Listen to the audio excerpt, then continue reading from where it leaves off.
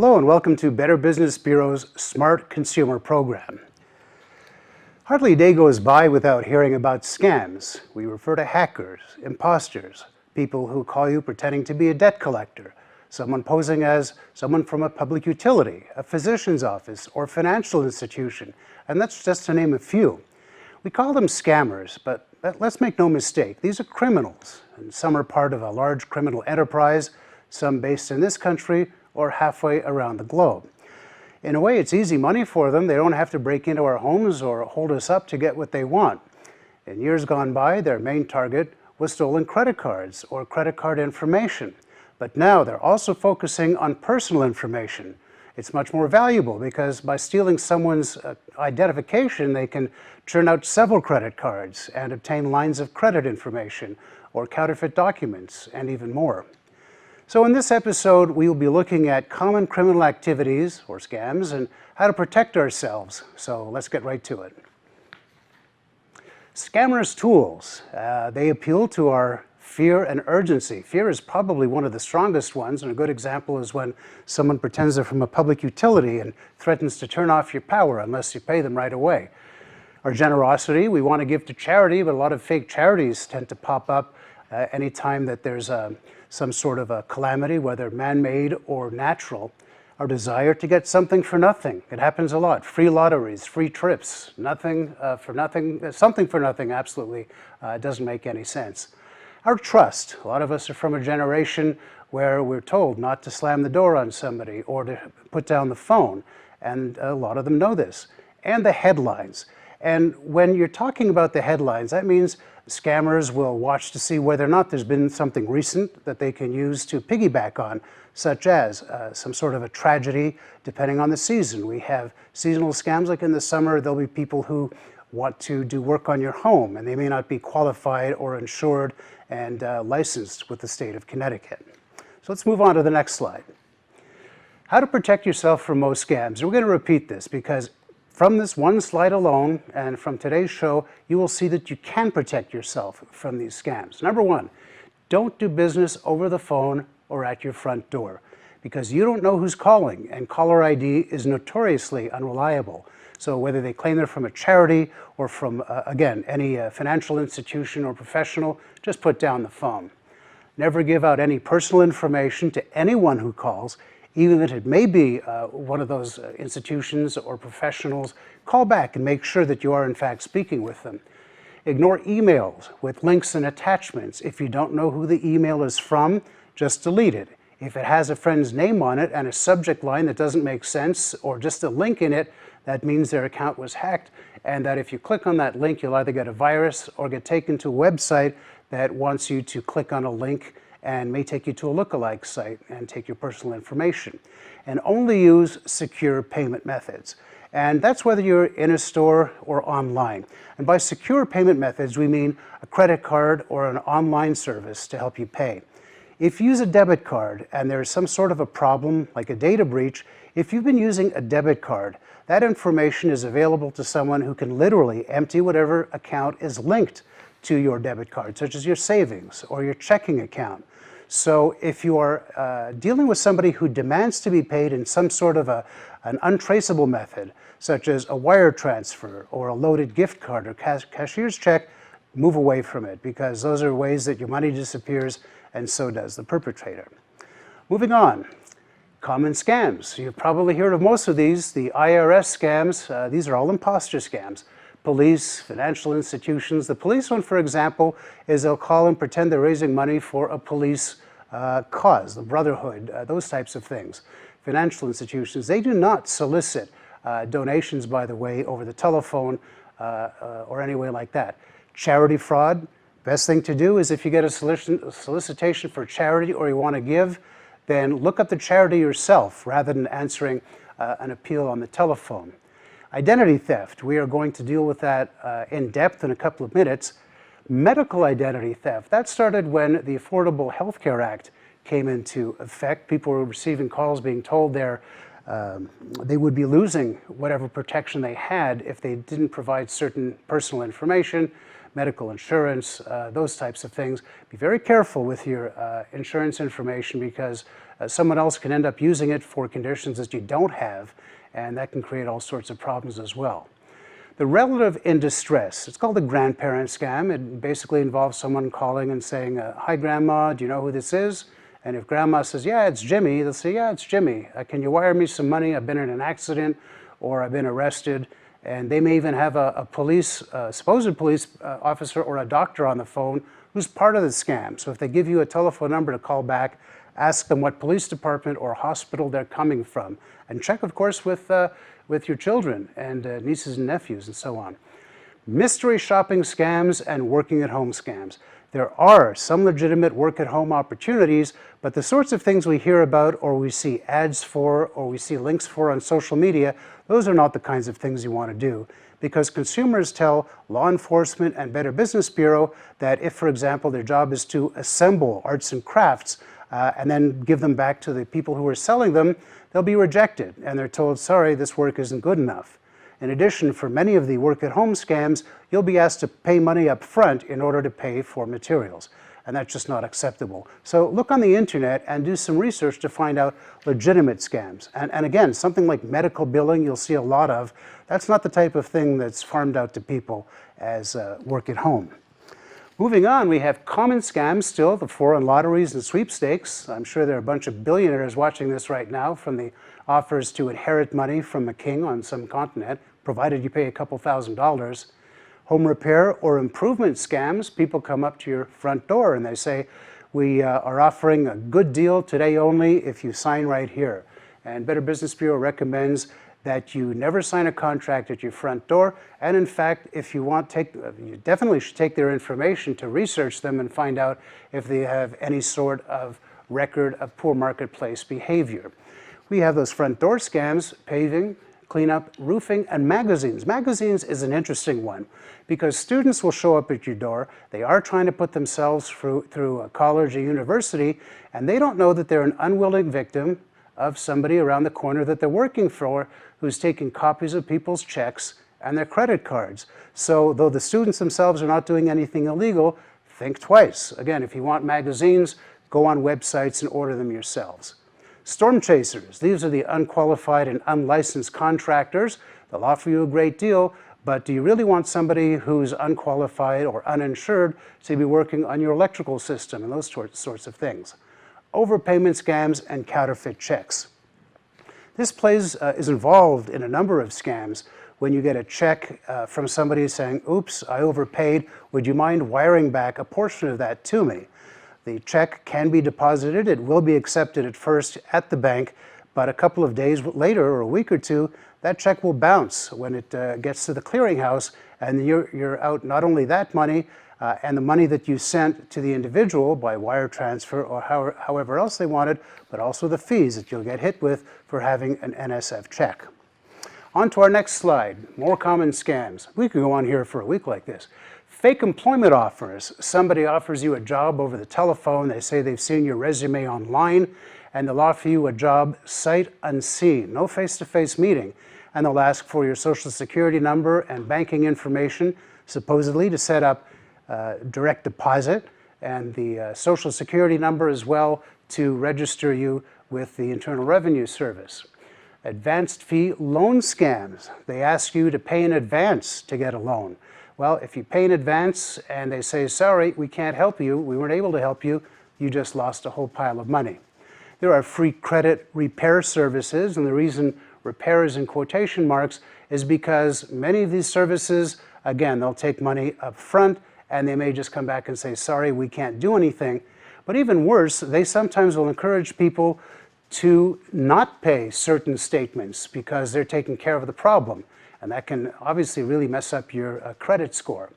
Free lunches, free vacations. You get these postcards in the mail. The free lunch is tied, as the free vacation is tied to the condition that you attend a lecture or a presentation on something like being a member of a timeshare or a travel club, and you'll end up getting monthly renewed debits on your credit card or in your bank account. And investments. One of the things the Better Business Bureau found out from a study that we did earlier in the year was that the people who are most at risk for being scammed are people with a college education between the ages of 25 and 35.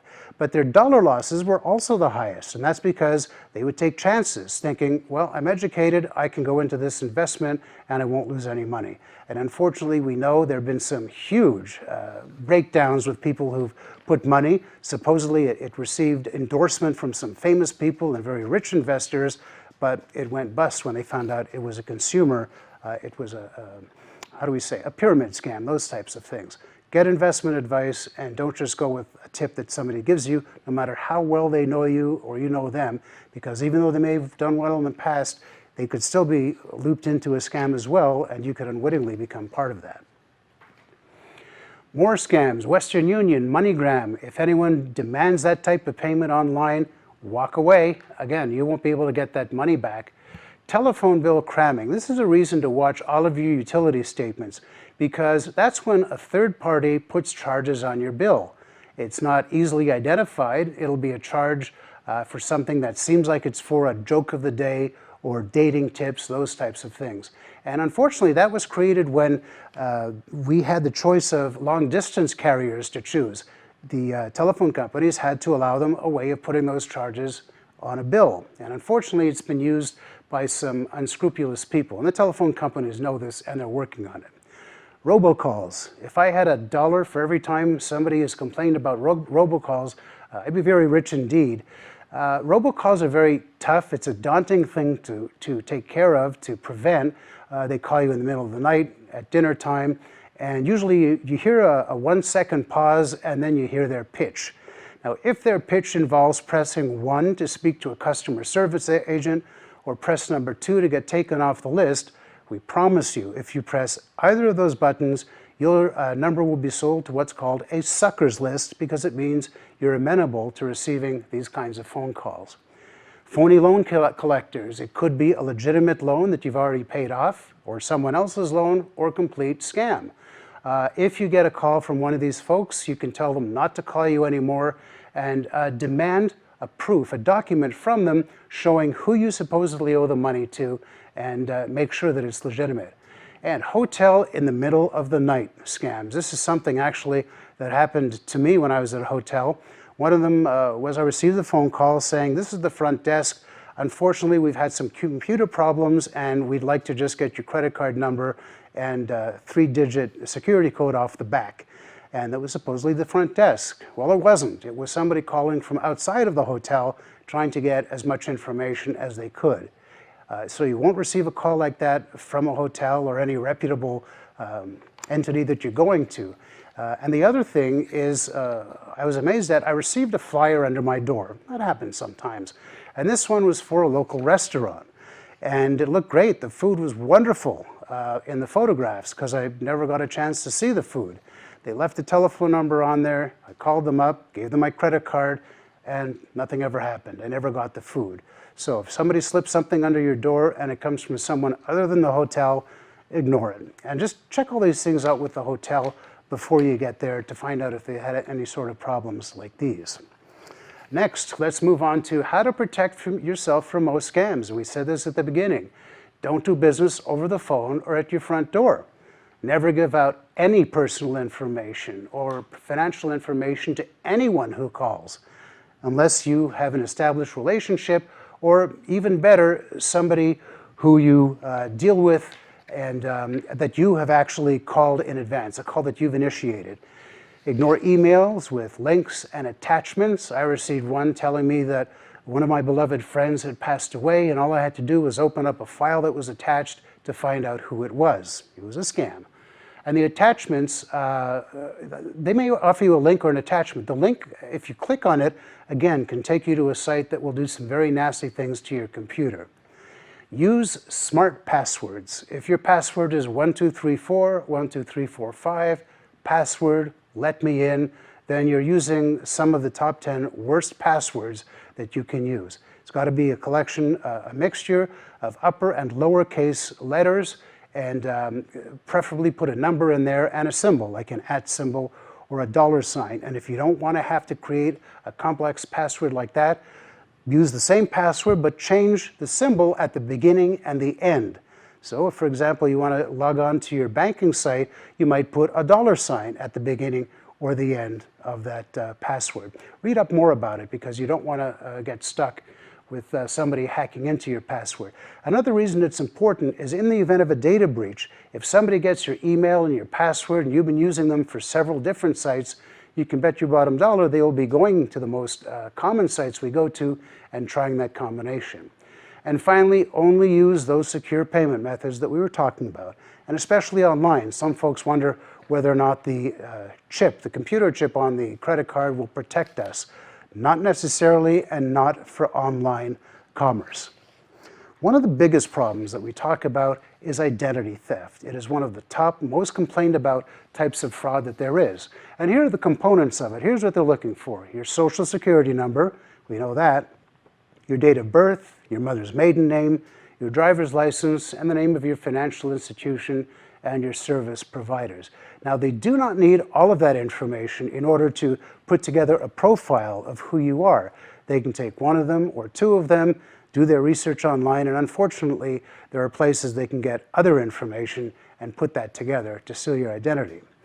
Next, we take a look at the other components, which involve your home address, your zip code, your signature, your account numbers, your telephone number, and email address. And some people wonder, why is an email address such a big deal if somebody gets it, or if that is stolen in a data breach?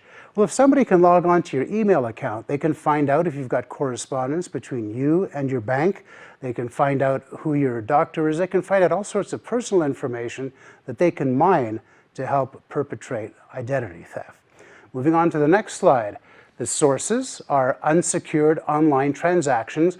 When you are paying for something online, make sure you see HTTPS in your browser window. The S stands for secure, and you should see a little padlock next to that, a graphic that tells you that the site is secure and they're taking the steps necessary to protect your information.